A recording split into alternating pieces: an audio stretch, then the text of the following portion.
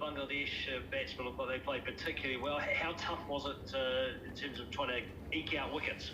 Yeah, I guess obviously full credit to those Bangladesh batsmen. I thought they played really well. They showed a lot of patience and showed a bit of fight. Obviously, a pretty tough graft out there. It's just a good day's hard, I guess, tough Test cricket. I think we fought really hard and tried really hard. Just couldn't really string it together enough and I guess create enough pressure from both ends. And that's Test cricket, and we got opportunity tomorrow to come back and obviously fight harder and do it right, I guess, in that sense, and try and create some pressure tomorrow, get early wickets and get ourselves back into it nicely.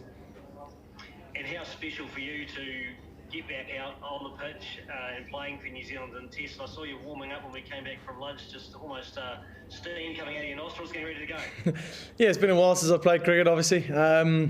With COVID, sort of, I guess, playing its part, not playing domestic cricket before we left to India, and then obviously not having played in India. It's the first time in 7 months, I think it is, since I've played a game. So not used to a layoff like that, so I was really eager to get out there, and it's quite nice to get that opportunity. And every time we play a Test match is obviously pretty special. So to get out there on your home ground and represent New Zealand is every kid's dream, and yeah, pretty lucky to be able to do that. So tough day out there. Like I said, I thought we kept trying, and everyone tried really hard, and wasn't really to be our day. And full credit to the Bangladeshis. I thought they played really well.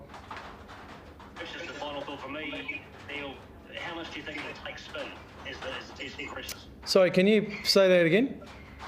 How much do you think it'll take spin as the Test progresses? Yeah, look, obviously, I think Bay of Plenty and Mount Maunganui has turned the weather on for us.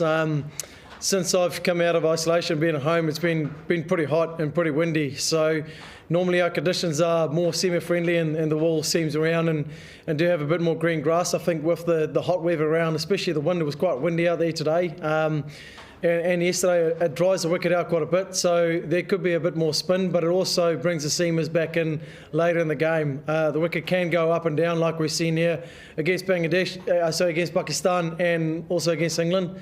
So it's just about us coming back tomorrow and obviously stringing it together. It's our first hit out after being out of isolation, obviously, and getting to be together as a group.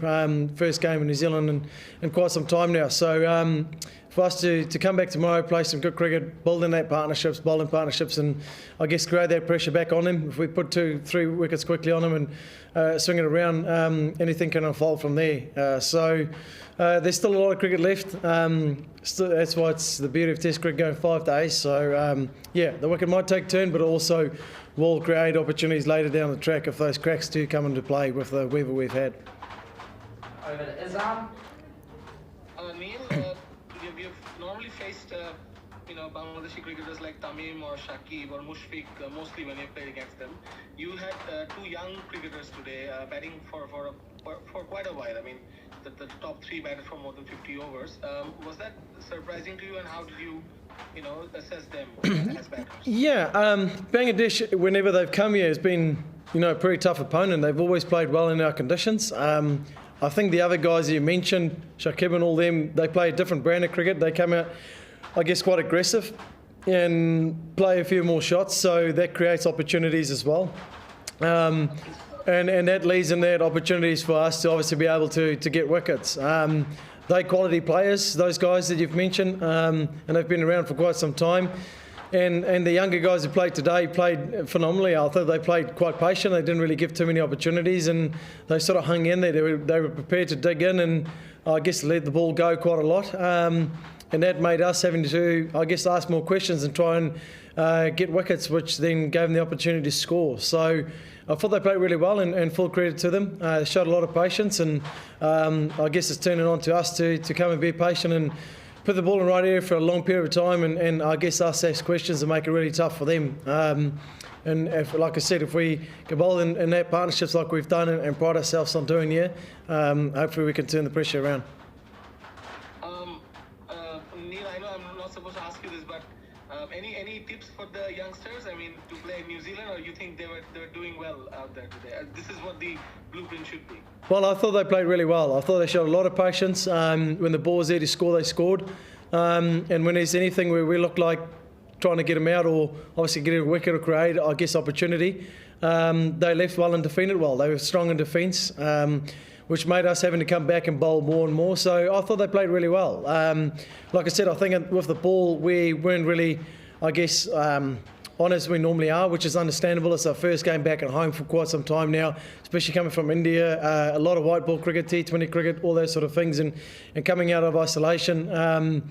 Over this period, it's the first hit out, so for us, it's just we sort of didn't string enough balls together, I guess, as a group and bowling partnerships, and it's, you know, it was tough graft out there. It was tough Test cricket, and the wicket changed quite a lot, obviously. So for us, it's just to regroup.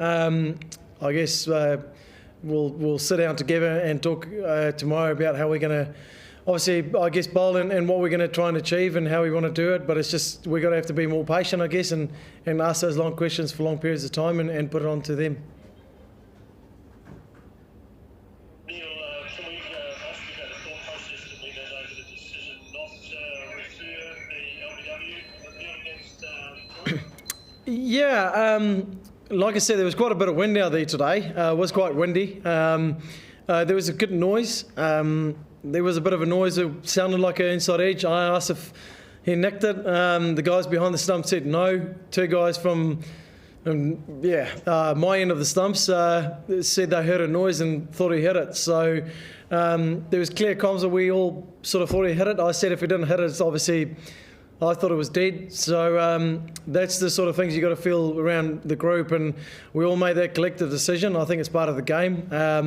If you do hear a noise, the umpire thought the same thing, so that's why I didn't give it out. And I guess it's all part and parcel of the game. Unfortunately, from what I heard, it's the other way, and I guess that's just how it goes. It sort of swings and roundabouts. Sometimes you get ones like that where you do think it's out and here's the inside edge and the other way around it. So it's one of those 50-50 ones. It's a tough one, but not too worried about it. These opportunities again, hopefully tomorrow to be able to do a similar sort of thing. Cool. Thank you very much, Wags. Thanks.